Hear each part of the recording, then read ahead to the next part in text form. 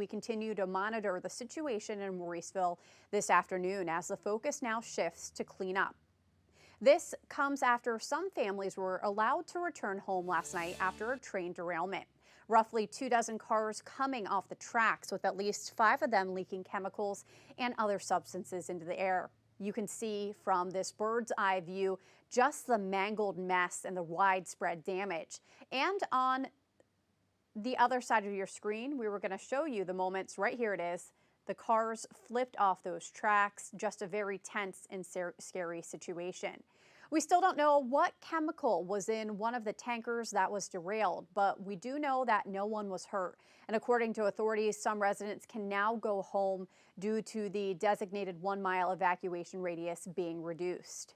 Showing you where some of the roadblocks still remain, though, at FM 1130 at Len Drive, east to Mauriceville Road, and then Highway 62 from Highway 12 south all the way down to FM 1078, all still closed. Authorities want you to stay back while hazmat cleanup continues. Also, the roads near Mauriceville schools will not be accessible as crews continue to assess and investigate the damage. As a safety precaution, people were forced out of their homes and students out of their classrooms. Elementary school and middle school students sent to the high school. Parents permitted to pick up their children. Parents think the district responded appropriately.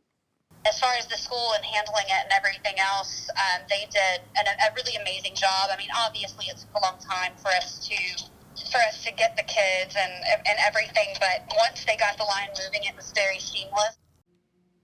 As crews continue to assess the damage, Mauriceville campuses will be closed today, but virtual learning is still an option.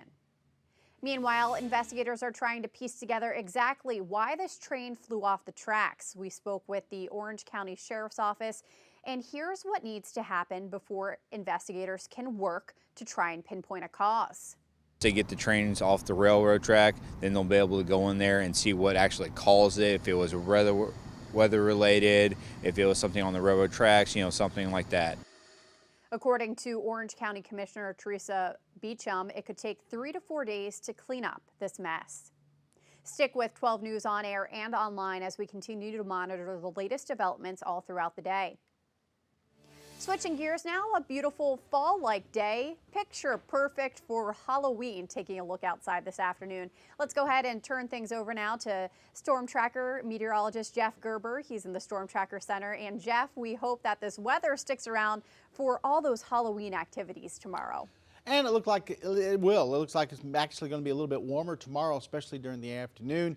And we'll see temperatures in the 70s tomorrow instead of the 60s like we'll see today. Right now, we're just getting into the lower 60s, expecting highs today up around 67, maybe 68 degrees, a few degrees warmer than yesterday. We don't have the winds that we had yesterday, so it's going to even feel a little bit warmer. You won't need the heavier jackets. Maybe a lightweight jacket will do you for later on this afternoon.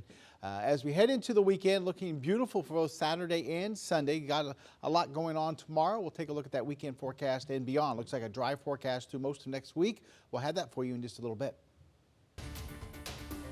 New now this noon, a bicyclist taken to the hospital by medical helicopter after being hit by a truck in Orange.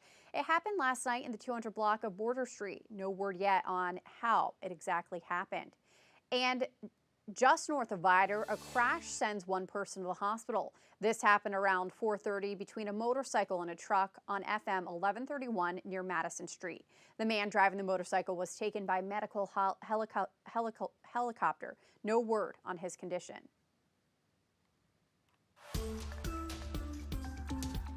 Now to a sad update from the Lumberton family who we previously spoke to about the Texas Children's Hospital visitors policy in Houston. Kevin Swearengin announced in a Facebook post that his daughter Charlie lost her battle with COVID-19. Charlie also lived with Rett syndrome, a genetic mutation which impacts the brain development. She was just 17 years old. Meanwhile, due to COVID-19, ExxonMobil says it will cut 1,900 jobs, primarily at the management offices in Houston. The company says the reductions are a result of what they're calling improving efficiency and reducing cost. In a statement, officials wrote the impact of COVID-19 on the demand for ExxonMobil's product has increased the urgency of the ongoing efficiency work. ExxonMobil said those who are impacted by these layoffs will be provided support like a severance package and job placement services. Now to a new study that suggests grocery store workers may be at a heightened risk of COVID-19.